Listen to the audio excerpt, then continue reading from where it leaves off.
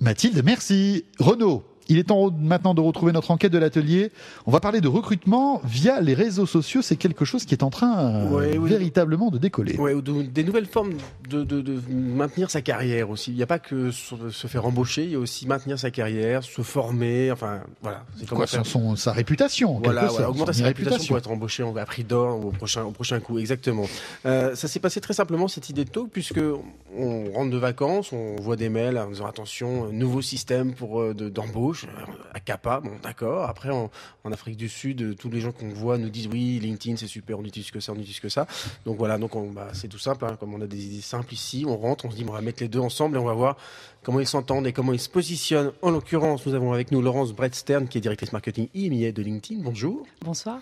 Bonjour. Oui, non, vous avez raison, bonsoir, c'est moi qui bonjour tout le temps. Et Stéphanie Delestre-Boué, PDG de Kappa. Bonsoir. Bonsoir. Alors, expliquez-nous, Stéphanie, vous êtes la plus jeune en termes d'arrivée. Comment ça se passe, Kappa? Comment vous vous positionnez? Alors, Kappa, en fait, c'est tout simple. On est parti d'un constat qui est qu'en France, il y a aujourd'hui plus de 4,7 millions de chômeurs. Et en même temps, en face, il y a des recruteurs qui cherchent désespérément des candidats et qui ne les trouvent pas. Pourquoi? Parce que finalement, il n'y a pas de matching entre les candidats qui ont des souhaits, qui ont des compétences, et les recruteurs, de l'autre côté, qui ont des besoins. Et l'idée de Kappa, c'est donc de créer ce lien, cette mise en relation entre les candidats et les recruteurs. Alors vous avez un positionnement original en termes de population cible, pour le coup. Vous ciblez pas tout le monde. Oui, tout à fait. Notre positionnement, c'est avant tout les personnes non cadres, ce qui ne veut pas dire pas talentueuses ou pas qualifiées. Au contraire, aujourd'hui, il y a énormément de recruteurs qui recherchent des chefs de rayon, qui recherchent des commerciaux de qualité, qui recherchent des assistantes, qui recherchent des chauffeurs-livreurs. Et nous, on s'est vraiment positionné sur ces personnes-là qui, finalement, jusqu'à aujourd'hui, n'avaient pas de réseau ni de site dédié. D'accord. Donc vous, c'est vraiment la partie embauche sur laquelle vous vous positionnez. Pas gestion de carrière. Non. Effectivement, nous nous positionnons sur la partie embauche qui, à notre sens, est le plus important. Et donc, encore une fois, des choses très simples. Le candidat arrive sur le site, s'inscrit. Plus besoin de CV, plus besoin de lettres de motivation. Nous, on pense aujourd'hui que les CV et les lettres de motivation sont une véritable barrière à l'emploi. Nous, ce qui nous intéresse, c'est la personne, ce qu'elle sait faire, ce qu'elle a envie de faire.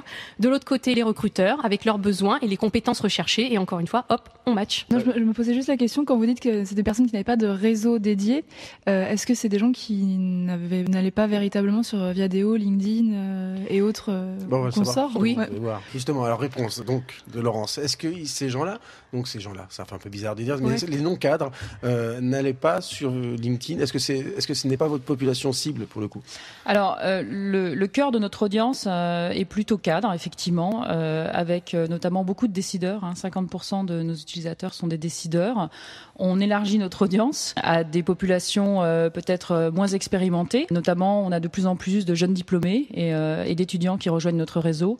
Mais on reste sur une cible qu'on qualifie entre guillemets de professionnels, donc plutôt cadres, entrepreneurs, profession libérale et indépendants. D'accord. Alors vous positionnez pas sur le matching, au sens où c'est les gens qui décident entre guillemets de se rejoindre, de s'appeler, de se dire tiens ton poste m'intéresse ou ton profil m'intéresse. Mais comment vous utilisez les réseaux sociaux, parce que vous êtes un réseau social, vous n'êtes pas Facebook, mais vous êtes un réseau avec des techniques sociales. Comment vous faites? Qu'est-ce qui vous intéresse dans cette technique sociale?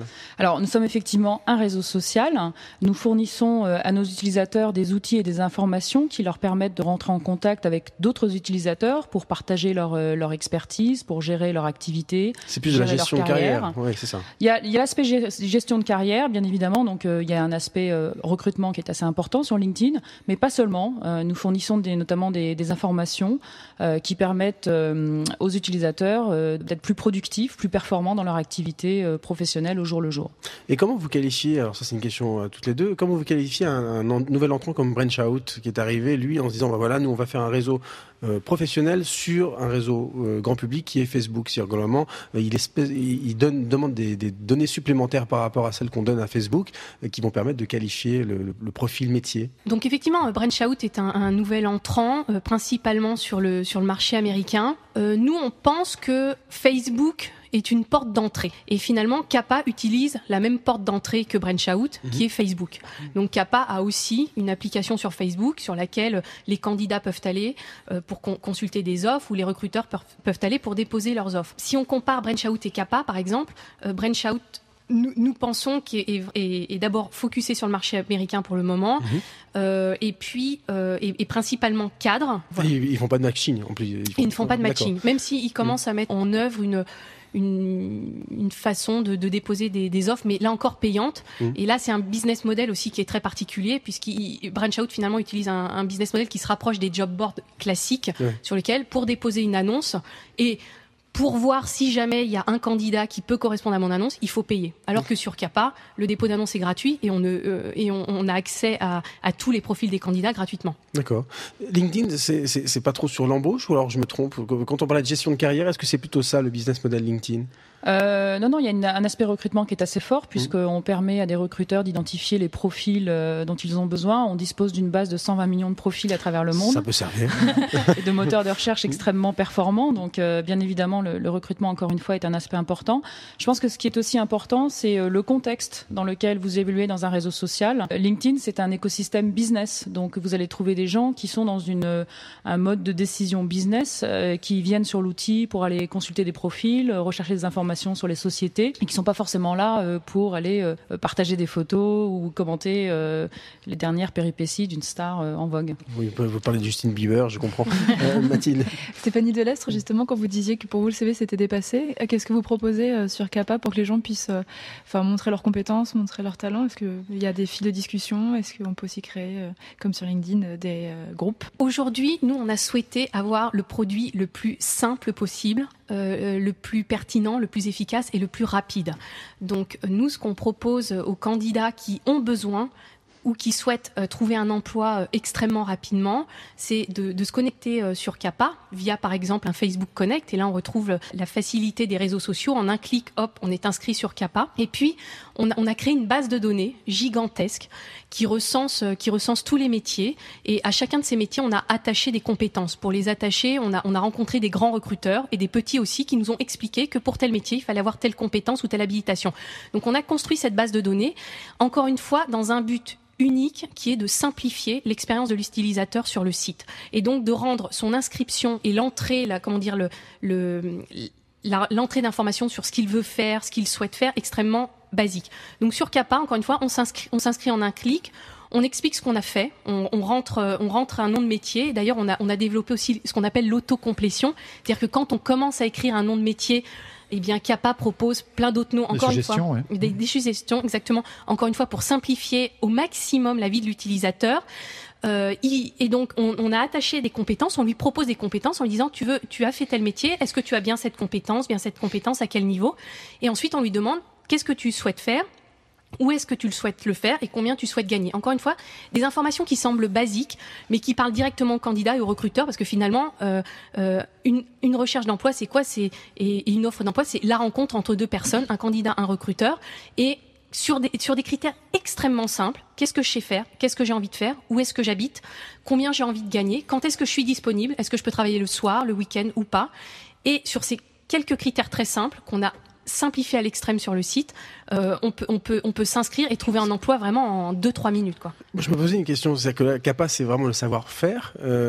LinkedIn, est-ce qu'on peut dire que c'est le savoir-parler ou le savoir-paraître?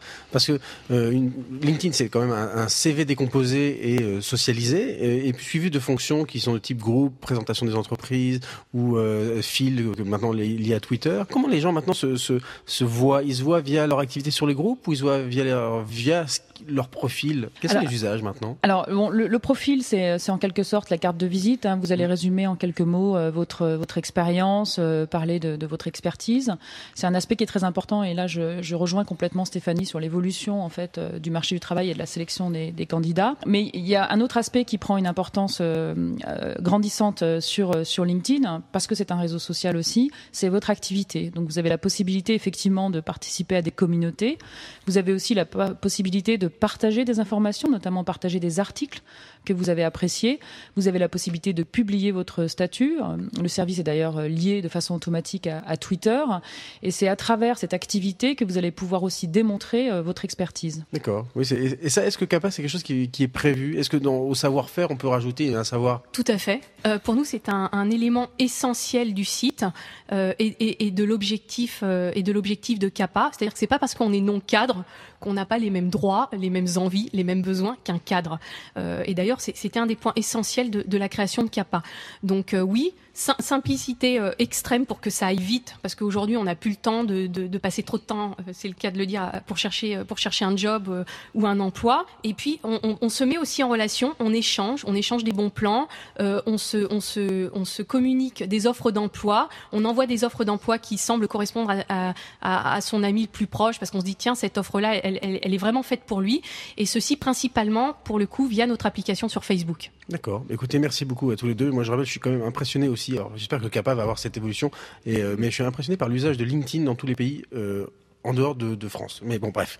Voilà. Merci à tous. En France également. En France également, mais ailleurs, c'est encore plus fort, je trouve.